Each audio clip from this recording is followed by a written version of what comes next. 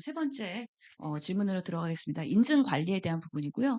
위원장님께서도 인증위원회 만들면 아마 학계에서도 반 정도 이상의 위원들이 참여할 수 있을 거라고 생각했는데 인증 관리에 대한 퀄리티 컨트롤에 대한 부분 필요하다 하면 O, 필요하지 않다 하면 X로 답해 주십시오.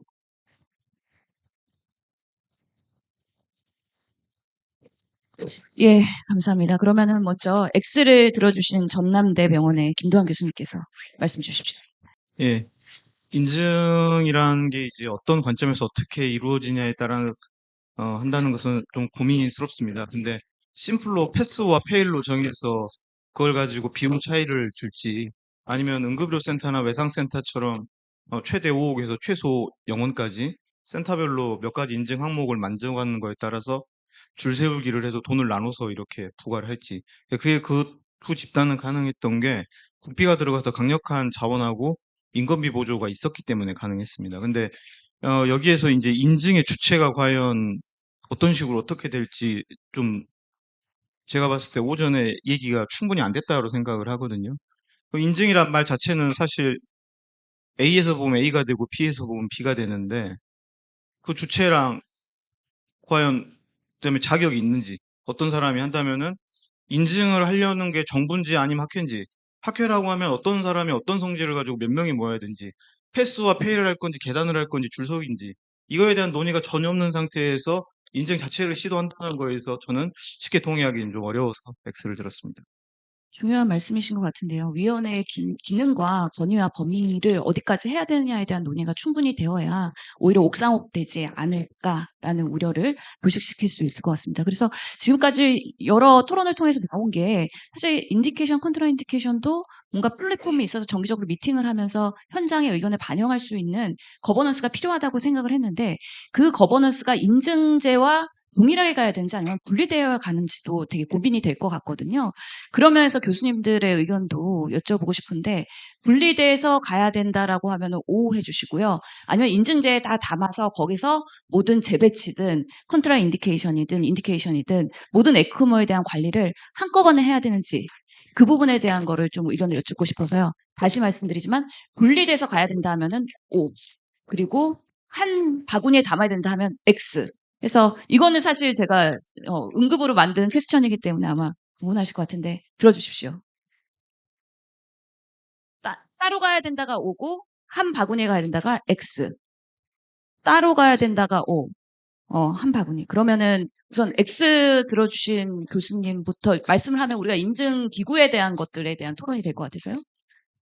예, 삼성서울병원의 네, 조양한 교수님이시죠? 삼성서울병원 흉부외과 조양현입니다. 따로 네. 하면은 뭐 인증이라는 게 뭐 유명무실하지 않습니까? 지금 예를 들면 제가 보기에 따로 해서 유명무실한 것 중에 하나가 뭐 심초음파 인증이 뭐 그런 거죠. 뭐 전혀 질하고 무관한 자격증 나눠주기 인데 이런 인증 뭐 이런 논의를 하는 것 자체가 에크모의 질적 향상이 궁극적인데 질적 향상에 이제 그 경영진에 대한 투자를 요구한다든지 그럴 때 굉장히 어려움이 많습니다. 그래서 옆에 그 김도환 선생님도 얘기하시긴 했지만 한국 의료의 그 큰 문제 중에 하나가 매출, 이익, 그 질보다 우선인 게 많다고 저는 생각을 하거든요. 에크모 관련한 뭐 삭감 그런 것도 다 거기에 관련이 없다고 할 수가 없습니다. 그래서 저는 근본적으로는 뭐 그게 이제 굉장히 어려운 문제긴 하지만 질적 향상과 양적 향상 같이 가기 위해서는 어떤 기관의 어떤 자격이라든지 그런 거에 대한 리임버스먼트가 같이 가지 않으면 할 필요도 없다라고 생각하는 편입니다. 예, 또 교수님. 예, 개명대 김지범입니다. 저는 아까 전에 처음 거에 동그라미 반을 접어서 들었는데요. 미래에는 필요한데 지금은 필요하지 않다고 전 지금 생각하는 거고, 인정 제도 자체가.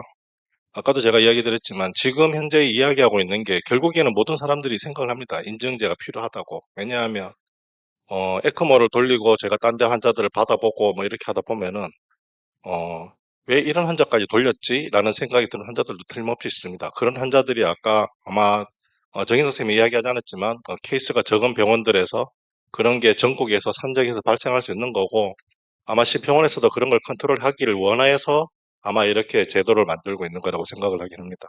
결국에는 인증제도라고 하는 거는 이거를 퀄리티 컨트롤 하기 위해서 하는 거죠. 그러면 이거를 어느 정도의 시간을 들여가지고 얼마만큼의 그 퀄리티를 가지는 인증 제도를 만들 수 있을 것인가라고 생각을 했을 때, 저는 이제 아까 전에 조양 선생님 의견에 물론 공감하긴 하는데, 어쨌든 같이 가기는 끝까지 같이 가야 되는데, 이게 시간이 너무 많이 걸릴 것 같고, 지금 여기에 있는 사람들이 아마 정인석 쌤이 모았는 아마 우리나라에서 열심히 하는 사람들의 거의 90% 이상이라고 저는 개인적으로 생각하는데, 이거밖에 안 됩니다. 그리고 여기 보면은 아마 거의 평균 연령이 한 50 정도 되지 싶은데 45에서 54입니다. 이게 50, 예. 그래서 제가 보기에는 어쨌든 어, 빨리 끝을 보고 싶은 게 저희들이 마음이긴 한데, 근데 사람 숫자도 적고 아마 천천히 가야 되지 않을까라는 게 제 개인적인 생각이고, 같이 조금 떨어져서 가야 되지 않을까라는 게 제 개인적인 생각입니다. 근데 결론은 아마 다 같은 마음일 겁니다. 이상입니다. 정재승 교수님 하시고 조희연 교수님. 발언. 네, 안암병원 흉부외과 정재승입니다. 뭐 저도 어떻게 보면 김지현 선생과 비슷한데요. 결국 이제 그 아까 정희 선생님 얘기하시는 게 이상과 현실의 차이죠. 그러니까 이상은 조양현 선생님 얘기한 게 맞죠. 하지만 이렇게 가려면 엄청나게 앞으로 1년, 5년 후, 10년 후 될까요? 안 될 수도 있거든요. 그러려면 최소한의 기준을 만들어서 그러니까 최소한 모든 센터가 이 정도는 해야 에어크모가 가능하고 그 정도가 돼야 최소한 우리가 리임버스 해줄 수 있다는 기준 정도는 만들어주고 그 정도 인정을 해주면서 그러니까 하지만 모든 센터가 우리가 최상 등급의 에어크모 인증을 해줄 수는 없는 거거든요. 만들 수도 없고 인력을 투입할 수도 없고 그러니까 최소한 이 정도는 하는 정도가 돼야 에크모를 넣고 우리가 심평원이나 나라 리임버스 해주겠다. 예를 들면 이 정도는 해주는 어느 정도의 최소한의 조건을 만들어주면서 퀄리티를 높여가는 이런 식으로 단계적으로 해야 되지 않느냐는 게 제 생각입니다. 그래서 어떻게 보면 김지현 선생님 의견 반 접은 정도의 의견이 제 의견이 아닐까 싶습니다. 결론적으로는 나중에는 조영 선생님 얘기한 대로 모든 걸 통쳐서 완벽하게 되는 게 돼야 저희가 원하는 이상적인 에크모 인증센터가 되지 않을까 싶습니다. 네, 양산 부산대병원 조원입니다. 일단 인증의 목표가 명확해야 된다고 생각하거든요. 예를 들면 코로나 때 에크모 장치를 이렇게 막 나눠줄 때는 어떻게 보면 많은 국민들을 이제 좀 소생시키라는 의미에서 나눠준 것 같고, 과연 국가 의료 정책에서 이 에크모를 뭐 우리가 옛날에 그 10만 양병 하듯이 에크모 전문가들을 양성을 하겠다고 생각을 하면 사실은 양적으로 이제 확대하는 인증이 목표가 돼야 될 것 같고, 그러지 않고 지금 하고 있는 에크모의 퀄리티를 집중하겠다고 생각을 하면 결국에는 좀 수준을 높이는 쪽으로 해야 될 것 같은데, 그렇게 되면 이제 저 방향이 완전히 달라지겠고, 그래서 심평원에서 주도를 하게 되면 아마 투자가 되지 않을까 생각은 하고 있는데, 저 개인적으로는 이제 유관 단체에서 과연 이 에크모를 좀 적어도 전문의가 아닌 하다못해 간호 인력이라도 경험을 하게 하려면 양적으로 확대를 하는 것들이 조금 필요할 것 같고요. 그런 것이 아니라고 생각하는 방향이면 사실은 퀄리티를 높은 쪽으로 모든 것을 고민해야 되지 않나 하는 생각을 하고 있습니다. 예, 흉부외과 정인석입니다. 아까 제가 잠깐 보여드렸던 표를 보면 지금 에크모 1년 소요되는 비용이 한 370억 정도 되거든요. 앞으로 더 늘어날 거고 굉장히 큰 돈입니다. 굉장히 아마 점점 큰 돈이 소요되게 될 것 같고요. 그 다음에 우리나라에 450 정도 대 정도의 에크모가 있고 아까 말씀드린 것처럼 PCI 하는 병원 중에 한 30개 병원은 에크모를 전혀 하지 않고 분명히 퀄리티 컨트롤이 안 되는 거거든요. 제가 그 통계표를 보니까 3년 동안 평균 0.3개한 1년에 하나 정도 하는 병원, 1년에 하나 미만으로 하는 병원도 굉장히 많거든요. 그러면 이게 장기적으로 어떤 도움이 될까라는 생각을 하고 그 더 그러니까 제가 예를 들고 싶은 거는 예를 들어 KBG 적정성 평가 이런 거거든요. KBG 적정성 평가나 또한 심평원을 했던 것처럼 중에 수술 전 항생제 적정성 평가. 그 항생제 적정성 평가는 결과가 좋아서 아마 그 평가 자체가 졸업이 됐거든요. 그런 식으로 포지티브한 방향으로 퀄리티 컨트롤하는 거는 반드시 필요하다라는 생각이 들고요. 그 다음 단계가 된다면 아까 말씀드린 것처럼 조금 더 엄격해질 필요가 있지만 어느 정도의 조절이 필요할 것 같고 아까 누가 말씀하셨는데 간호 등급도 안 되고 아무것도 안 되는 상황에서 누구나 쉽게 넣을 수 있는 에크모라고 한다면 그건 과연 의미가 있는 것일까? 그다음에 재정 부담도 많이 될 것 같고 고민이 좀 해야 될 문제가 아닌가 싶습니다. 예. 그래서 여기에 계시는 대부분이 공직자 입장에서의 사실 에크모를 바라보면서 발언하시기 때문에 제가 환자 입장에서 좀 경험을 말씀드리면 국회 국정감사 때 코로나 때 사망했던 17세 아이의 부모를 모시고 사실은 7분간 제가 그 질의를 다 쓰고 그때 권덕철 장관님, 정은경 청장님 계셨는데 사과를 받아냈던 케이스가 있거든요.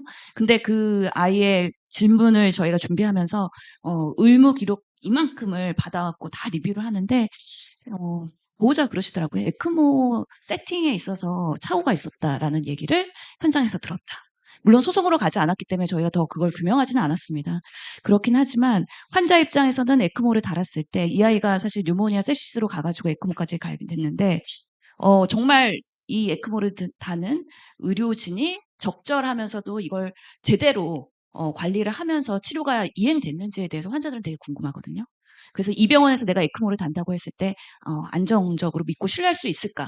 최소한의 기준을 마련하는 그런 인증의 시스템을 시작하는 게 저도 환자들 입장에서는 안정감을 줄 수 있고 오히려 신뢰와 의료계에 그런 믿음을 줄 수 있는 부분이 있지 않을까.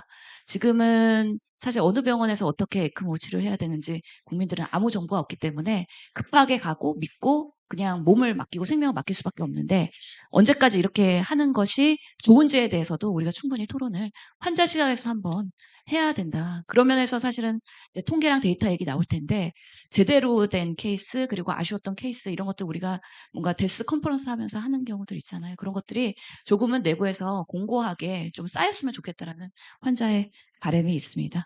더 그러면 인증 관련해서 또 발언하실 교수님 계신가요? 예, 김도환 교수님.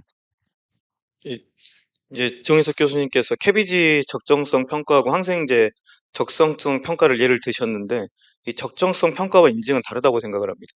적정성 평가는 관에서 하는 거고 인증 평가는 학계에서 하는 게 저는 맞다고 생각을 하는데 적정성 평가가 인증이 아니기 때문에 이런 부분에서는 충분히 조금 얘기가 돼야 되지 않나. 그걸 한 다음에 논의가 좀 들어가야 되지 않나. 적정 평가 쪽으로 가는 것은 좀 안 맞지 않나라는 개인적 생각입니다. 예, 감사합니다. 예, 교수님. 로에서 발언을 해주시죠.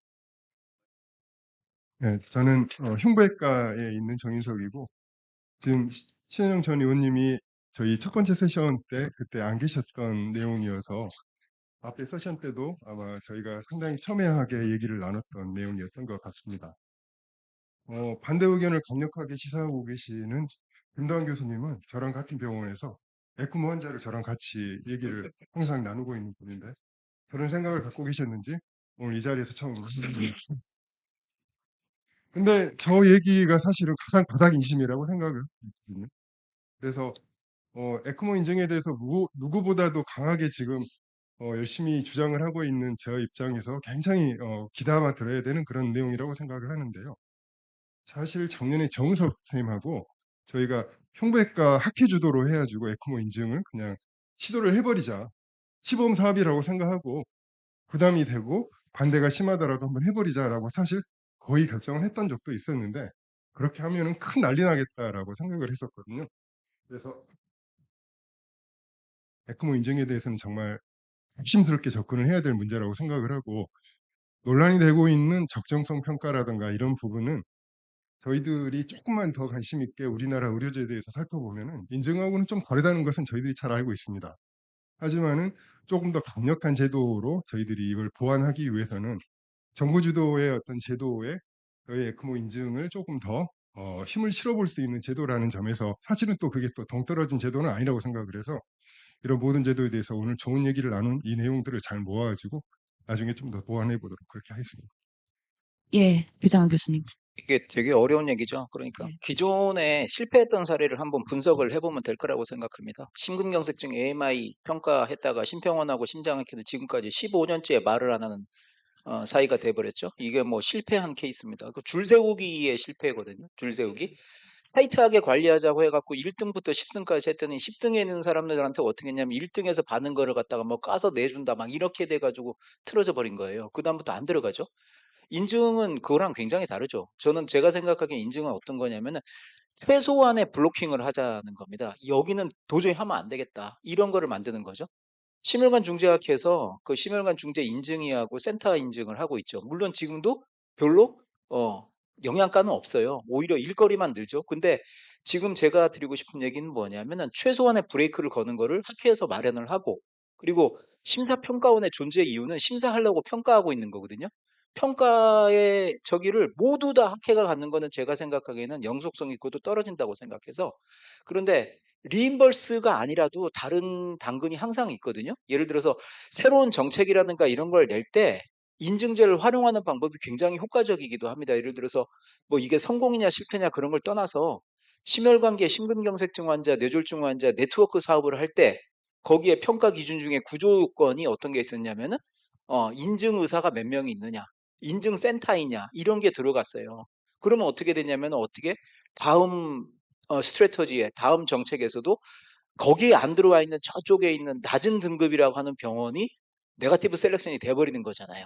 이런 식으로 갈 수가 있기 때문에 처음에는 많은 센터가 들어올 수 있는 방법을 찾고 그 다음에 고도화 시켜나가는 방법으로 하면 저는 안착될 거라고 생각하고, 처음부터 정부랑 좀 보조를 맞춰 나가자. 물론 이니셔티브는 학회에서 시작했지만 언젠가는 행정적 그리고 재정적 도움이 필요할 때는 정부가 확실히 필요하니까 처음부터 발을 맞춰 나가자. 저는 그렇게 생각하고 있습니다.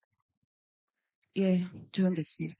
네, 뭐 조금 결이 다를 수는 있는데 이제 인증을 한 그 적정성 평가에 대해서 약간은 거부감이 있을 수 있는 포인트는 뭐 어떤 성적 매기기 같은 느낌이 있습니다. 뭐 예를 들어 이번에 환자가 사망을 하면 사망률이 올라가면 우리가 등급이 떨어져 이런 느낌인데, 에크모 인증에 있어서는 개인적으로는 그 기관의 어떤 그 퀄리티 임프루브에 대한 노력 여부가 있느냐 없느냐를 평가 기준으로 잡는 게 어떠냐. 예를 들면 뭐 1년에 에크모 관련된 교육을 몇 번을 의료진들을 대상으로 하고 있고, 그 다음에 그런 것들을 하기 위해서 에크모 관련 학회에서 의료진들이 얼마나 많은 저기 보수 교육을 받았는지 뭐 이런 쪽으로 집중을 해야 될 것 같은데, 우리나라의 어떤 그 평가나 인증 이렇게 되면 마치 성적 매기기처럼 되기 때문에 결국 그 의료기관을 그런 스스로 퀄리티 임프루브를 하게 되면 점차 성적은 뒤따라오게 돼 있다고 저는 생각합니다. 이상입니다. 예. 그래서 사실 인증을 만들더라도 말씀하신 것처럼 최소한의 크라이테리아를 만들어서 네거티브 배제를 하는 방식으로 가야 될 것 같은데, 사실은 에크모를 다는 환자들을 보는 의사 선생님들은 바이탈 중에 바이탈과고 필수 의료 중에 필수 의료이신 교수님들이시잖아요.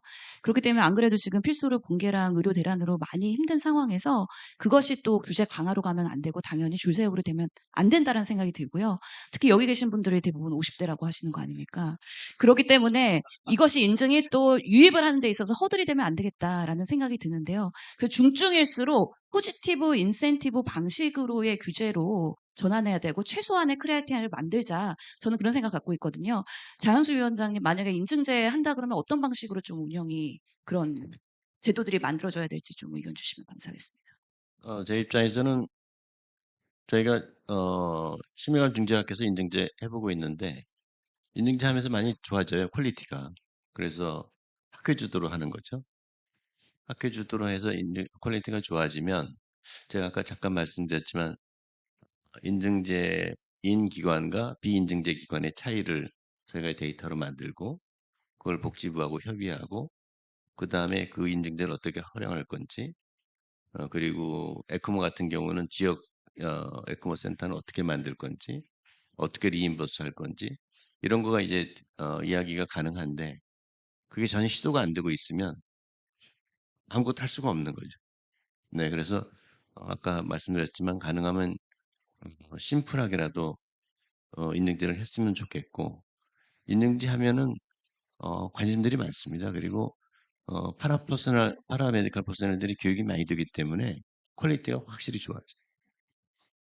그래서 나중에 인증제 만드시더라도요, 정부랑 이렇게 못 박아 놓으십시오. 그래서 이게 규제 강화로 가는 게 아니다. 그리고 제약으로 가는 게 아니다. 그래서 의료계 내에서의 적정성 평가나 이런 인증으로 인해서 옥죄는 방식으로 되는 취지가 아니라는 걸 명확하게 문서화해 놓으시면 나중에라도 이제 정부 관계자들은 계속 바뀌면서 이거를 뭔가 강화하고 디테일하게 가고 이제 간섭하기 시작하는데 그런 취지가 아니었다는 걸 명확하게 얘기할 수 있는 뭔가 베이스라인을 만드시면 좋을 것 같습니다.